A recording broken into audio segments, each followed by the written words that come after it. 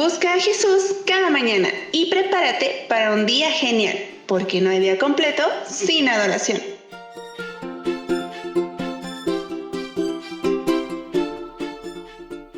Hola, muy buenos días. Gracias porque nos acompañan nuevamente. Les saludamos con mucho gusto. Una bonita bienvenida les damos. Estamos estudiando nuestra lección número 2, ¿amor o egoísmo? Esa es la cuestión. Nuestro versículo Isaías 41:10. No temas, que yo estoy contigo. No desmayes, que yo soy tu Dios que te fortalezco. Siempre te ayudaré, siempre te sustentaré con la diestra de mi justicia. Gracias, Rosalena. Para hoy, martes 9 de abril, el título es Fieles en medio de la persecución. Y ahora vamos a ver lo que nos dice en el libro de Hechos acerca de esta persecución. Durante los primeros siglos del cristianismo, la iglesia cristiana creció rápidamente, a pesar de los encarcelamientos, las torturas y las persecuciones. Los creyentes fieles, totalmente comprometidos con Cristo, llenos del Espíritu Santo, proclamaban su palabra con poder, y decenas de miles de personas se convertían y sus vidas cambiaban. La verdad que esto fue algo milagroso, ¿verdad? Y vamos a ver lo que nos dice la palabra de Dios, como decíamos, que está en el libro de los Hechos, para ver qué nos enseñan estos versículos sobre los desafíos que enfrentó la iglesia del Nuevo Testamento y también por qué creció tan rápidamente. Hechos 2:41. Así que los que recibieron su palabra fueron bautizados, y se añadieron aquel día como 3,000 personas.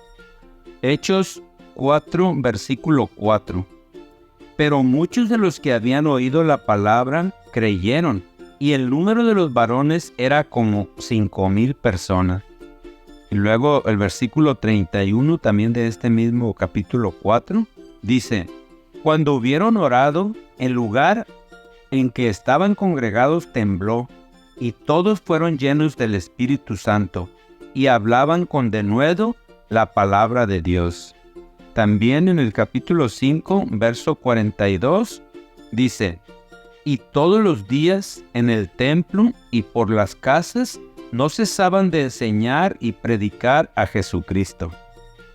Hechos 8, del 1 al 8. Y Saulo consentía en su muerte. En aquel día hubo una gran persecución contra la iglesia que estaba en Jerusalén, y todos fueron esparcidos por las tierras de Judea y de Samaria, salvo los apóstoles. Y hombres piadosos llevaron a enterrar a Esteban, e hicieron gran llanto sobre él.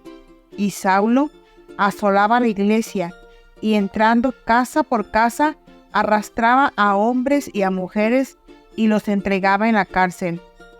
Pero los que fueron esparcidos iban en todas partes anunciando el evangelio. Entonces Felipe descendió a la ciudad de Samaria y les predicaba a Cristo.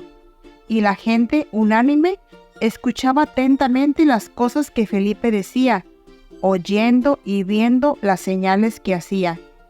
Porque de muchos que tenían espíritus inmundos salían estos, dando grandes voces, y muchos paralíticos y cojos eran sanados.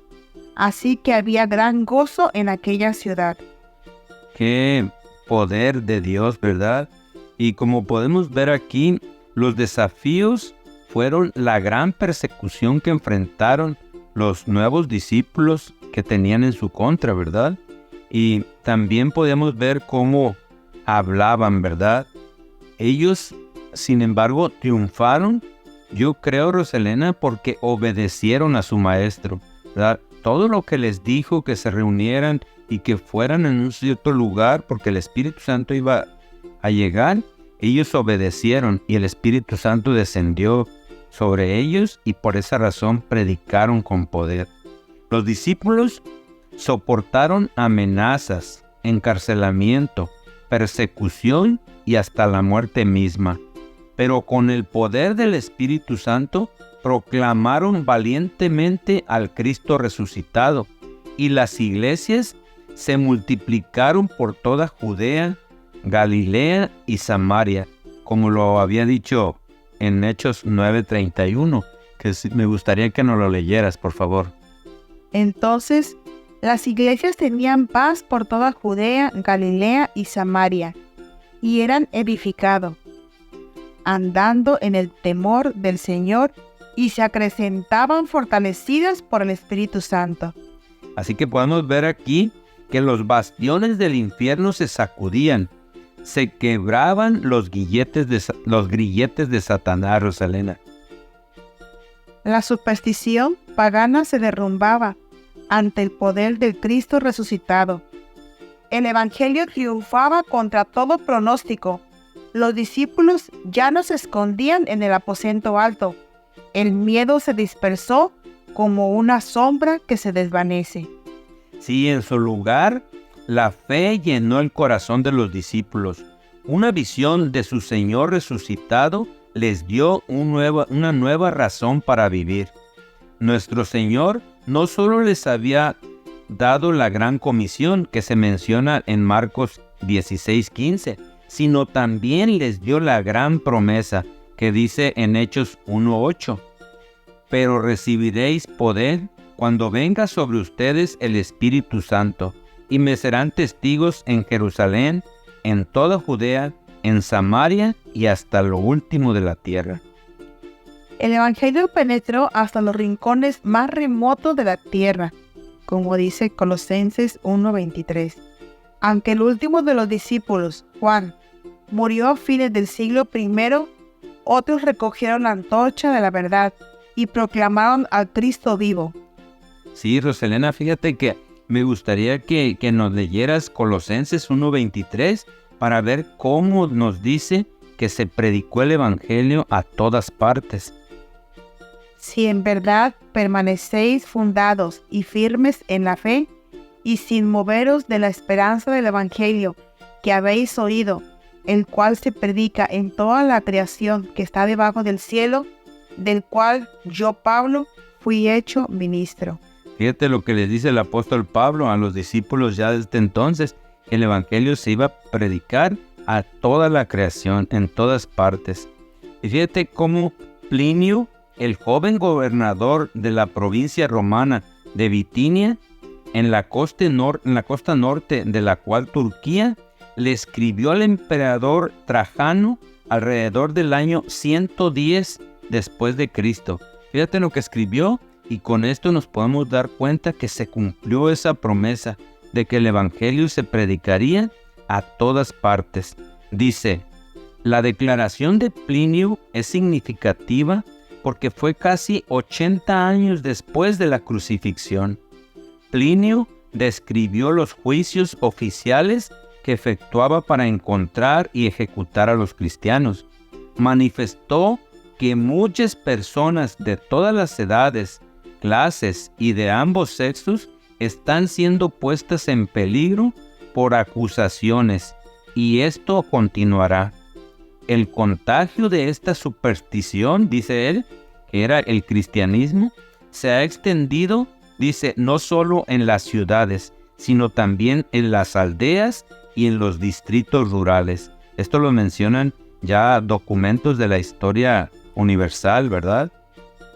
Entonces, a pesar de los ataques crueles del diablo, la iglesia cristiana creció rápidamente, ¿verdad? Sí, porque estaban, como hemos dicho, ¿verdad?, llenos del Espíritu Santo. ¿Qué podemos aprender, José Ramón, de la iglesia primitiva que pueda ayudarnos a nosotros, la iglesia del tiempo del fin? Fíjate, Rosalena, que yo creo que lo que más nos puede ayudar es ser obedientes a su palabra, ¿verdad? Así como ellos obedecieron a Jesús, que también nosotros podamos ser obedientes a Jesús, que roguemos por el Espíritu Santo, que nos unamos como iglesia, y entonces el Espíritu Santo se derramará sobre nosotros y podemos predicar también a todas las personas. Y lo que dice la pluma inspirada, Dios nos ha dado suficiente evidencia de su amor, y no debemos dudar de su bondad, porque no entendamos los actos de su providencia. previendo las dudas que asaltarían a sus discípulos en días de pruebas y oscuridad, el Salvador les dijo: acordaos de la palabra que yo os he dicho, ¿no es el siervo mayor que su Señor? Si a mí me han perseguido, también a vosotros perseguirán. Juan 15:20. Los que son llamados a sufrir la tortura y el martirio no hacen más que seguir las huellas del amado Hijo de Dios. Esto lo vemos en el Conflicto de los Siglos, página 44. Aquí está nuevamente, ¿verdad? Jesús nos invita a confiar en Él. Que también nosotros este día, cada una de las actividades que hagamos, podamos poner todos nuestros planes en los brazos de Dios y que Él nos va a ayudar. Muchas gracias por acompañarnos. Que tengan un hermoso día.